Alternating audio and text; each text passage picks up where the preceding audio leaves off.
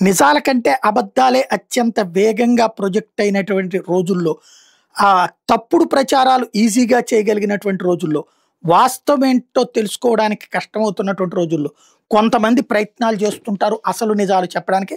అందులో చాడా శాస్త్రి గారికి సంబంధించినటువంటి ఒక పోస్ట్ చూద్దాం.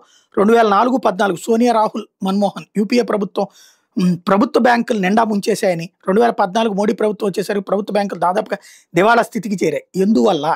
ఎందుకంటే ఎటువంటి సరైన మదింపు లేకుండా పెద్ద పెద్ద బడా పారిశ్రామికవేత్తలకు వేల కోట్ల కొద్ది అప్పులు ఇచ్చేసాయి. ఎందుకు ఇచ్చేసాయి? కొంత ప్రభుత్వంలో ఉన్న పెద్దల ఒత్తిడి వల్ల. మాజీ ఆర్బీఐ గవర్నర్ ఒక ఇంటర్వ్యూలో మాట్లాడుతూ బ్యాంకులో పెరిగిపోయిన ఎన్పీఎల్ అంటే వసూలు కావడం గ్యారంటీ లేని అయిన రుణాలు, యూపీఏ టైంలో యూపీఏ ప్రభుత్వ విధానాల అవినీతి మరియు పాలసీ పెరాలసిస్, సరైన సమయంలో నిర్ణయాలు తీసుకోలేకపోవడం ప్రధాన కారణాలని చెప్పుకొచ్చారు.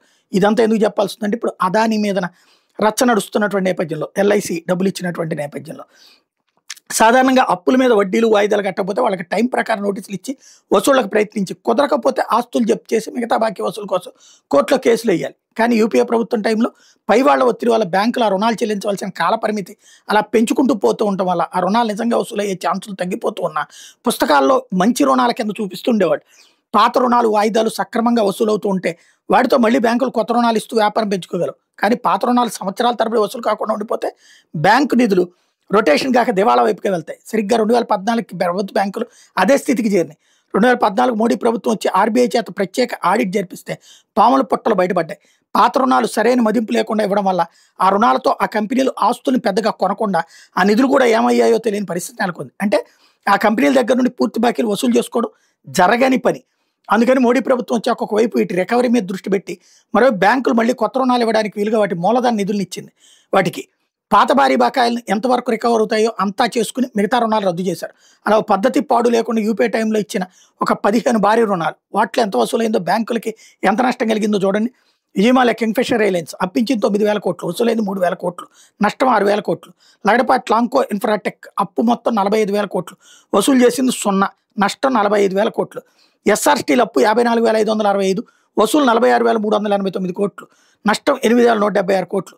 జేపీ గ్రూప్ అప్పు 50,000 కోట్లు, వసూలు 12,000 కోట్లు, నష్టం 38,000 కోట్లు.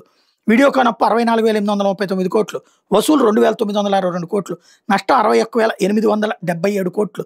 భూషణ్ పవర్ అండ్ స్టీల్ అప్పు 47,902 కోట్లు, వసూలు 19,895 కోట్లు, నష్టం 28,007 కోట్లు. అనిల్ అంబానీ రిలయన్స్ కమ్యూనికేషన్స్ అప్పు 46,659 కోట్లు, వసూలు 4,400 కోట్లు, నష్టం 42,259 కోట్లు. జిఎంఆర్ గ్రూప్ అప్పు 20,000 కోట్లు, వసూలు 14,000 కోట్లు, నష్టం 6,000 కోట్లు. కృష్ణారెడ్డి జీవేక్ గ్రూప్ అప్పు 15,000 కోట్లు, వసూలు 10,500 కోట్లు, నష్టం 4,500 కోట్లు. ఏబీజీ షిప్ యార్డ్ అప్పు 20,000 కోట్లు, వసూలు 2,000 కోట్లు, నష్టం 18,000 కోట్లు. అలోక్ ఇండస్ట్రీస్ అప్పు 21,162 కోట్లు, వసూలు 5,000 కోట్లు, నష్టం 16,162 కోట్లు. ఎలక్ట్రో స్టీల్స్ అప్పు 13,958 కోట్లు, వసూలు 5,320, నష్టం 8,635 కోట్లు. కేఎస్కే మహానది పవర్ అప్పు 21,390 కోట్లు, వసూలు 0, నష్టం 21,390 కోట్లు. మోనెట్ ఇస్పాత్ అప్పు 15,000 కోట్లు, వసూలు 6,700 కోట్లు, నష్టం 8,300 కోట్లు. అమ్లెక్ ఆటో అప్పు 12,848 కోట్లు, వసూలు 2,619, నష్టం 10,229 కోట్లు. మొత్తం అప్పు 4,57,323 కోట్లు, వసూలైంది 1,34,785 కోట్లు, నష్టం 3,22,538 కోట్లు. ఈ అంకెలన్నీ 2025 అక్టోబర్ వరకు ఆర్బీఐ ఐబీసీ డేటా ఆధారంగా సుమారు అంచనాలు. కొన్ని కేసులు ఉదాహరణకు రిలయన్స్ వంటివి ఇంకా ఓపెన్గా ఉన్నాయి కాబట్టి రికవరీలు పెరగచ్చు. పై పరిస్థితి తర్వాత బ్యాంకులు బతికి బట్టకట్టాలంటే వాటిని వదిలించుకోవడం తప్ప మరో మార్గం లేదు. పూర్వం రికవరీ కోర్టులకు పోతే కేసు తేడానికి దశాబ్దాలు పట్టేది. ఈలోపు మళ్ళీ వాళ్ళు వేరే వ్యాపారాలు చేసుకునేవాళ్ళు.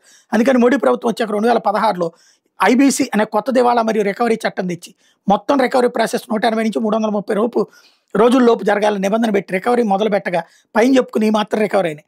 పైన చెప్పుకున్న మచ్చుకు మాత్రమే ఇటువంటి అప్పులన్నీ బయటపడటం వల్ల 2018 వచ్చేసరికి అన్ని ప్రభుత్వ బ్యాంకుల్లో కలిపి సుమారు 87,000 కోట్ల నష్టాలు పోగాయి. మోడీ ప్రభుత్వం చేపట్టిన చర్యల వల్ల నష్టాల బాట దాటి 2023 వచ్చేసరికి 1,00,000 కోట్ల రూపాయల లాభాలు కళ చూసాయి. ప్రభుత్వ బ్యాంకులు ఇలా పేరుకుపోయిన బాకీలు వాటిని రైట్ ఆఫ్ చేయవలసిన పరిస్థితి కల్పించిన పాపం ఎవరిది? సోనియా, యూపీఏ ప్రభుత్వం. మరి రాహుల్ ముఠా, నెహ్రూ కుటుంబ బానిసలు, మావో అనుచరులు తిడుతుంది ఎవరిని? మోడీ ప్రభుత్వాన్ని. ఏం ఉదయం లేస్తే అదాని కూసే రాహుల్ ముఠాకి వాళ్ళ పార్టీ ఎంపీ లగడపాటి ఎగ్గొట్టిన 50,000 కోట్ల అప్పు మరియు వారి పాలనలో ఇచ్చిన పై అప్పులు వంటివి కనిపించలేదా? మొన్న ఏ ఆధారం లేకుండా ఎల్ఐసీచే మోడీ ప్రభుత్వం అదానికి 32,000 కోట్లు ఇప్పించింది ఎల్ఐసినే అని అబద్ధపు వార్త ప్రచారం చేసిన రాహుల్ మూట అసలు సంగతి దాచారు. పైన రాహుల్ ప్రభుత్వం ఇచ్చిన అప్పులు ఇచ్చి దివాళా తీసిన కంపెనీల షేర్లో మొదలగు వాటిలో ఎల్ఐసి కూడా నిధులు పెట్టింది. యూపీఏ నిర్వాహకం వల్ల ఎల్ఐసికి వచ్చిన నష్టం సుమారు 30,000 కోట్లు. దీనికి రాహుల్ మూట ఏం జవాబు చెప్తారో. ఇందులో వాళ్ళ దృష్టిలో పరిపాలన అంటే దేశాభివృద్ధి మీద ఎక్కువ దృష్టి కంటే ప్రభుత్వ వ్యవస్థను వాడుకుని తాము మరియు తమ అనుచరులు వృద్ధిలోకి తీసుకురావడం అంటున్నారు చాడా శాస్త్రి గారు.